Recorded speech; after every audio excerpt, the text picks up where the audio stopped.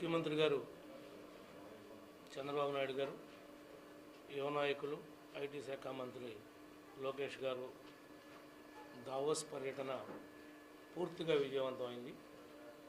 అనేక కంపెనీ ప్రతినిధులతో చలిని చేయటం లెక్క చేయకుండా ప్రయత్నం చేసినటువంటి విధానాన్ని మనం రోజు కూడా చూసాం.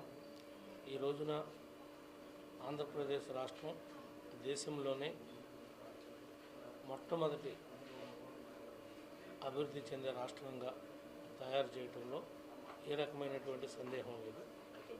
మరి ముఖ్యంగా ఈరోజు అనేక కంపెనీలతో సమావేశం అవ్వటం, బిల్ గేట్స్ లాంటి వ్యక్తులతో, నవీన్ మిట్టల్తో, వీళ్ళతో ప్రత్యేకంగా సమావేశం అవ్వటం, అన్ని రంగాల్లో కూడా ఈరోజు ఏఐకి ప్రాధాన్యత ఇచ్చి మన రాష్ట్రాన్ని అగ్రగామిగా ఉంచడంలో మరి చేసినటువంటి కృషికి ప్రత్యేకంగా ముఖ్యమంత్రి గారికి, ఐటీ శాఖ మంత్రి గారికి ధన్యవాదాలు తెలియజేస్తున్నాం. యువగళం కూడా మరి 2వ సంవత్సరం పూర్తయింది. దాని సందర్భంలో కూడా ఆయనకు ప్రత్యేకంగా అభినందనలు తెలియజేస్తున్నాం. ఆయన చేసినటువంటి పాదయాత్ర వల్లే ఇవాళ ఆయన తిరిగినటువంటి నియోజకవర్గాలన్నీ కూడా బ్రహ్మాండమైనటువంటి మెజారిటీతో గెలిచాయి.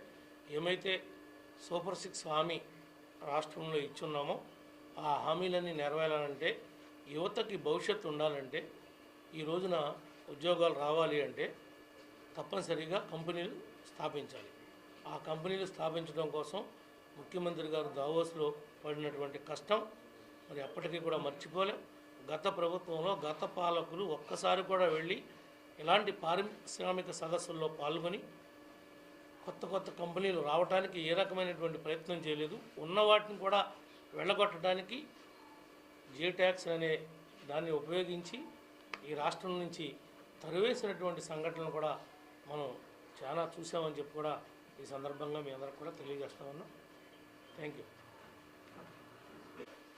ఎవరో ఏ రకంగా విమర్శించినా 100కి 100 పాళ్ళు మేము ఇచ్చినటువంటి కూటమి ఇచ్చినటువంటి హామీ ఏమైతే ఉందో సూపర్ 6ని ప్రజల్లోకి తీసుకుని వెళ్తాం.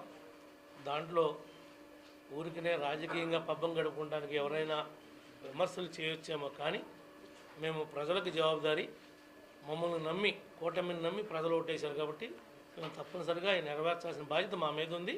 నెరవేర్చి తీరుతాం. ఓకే.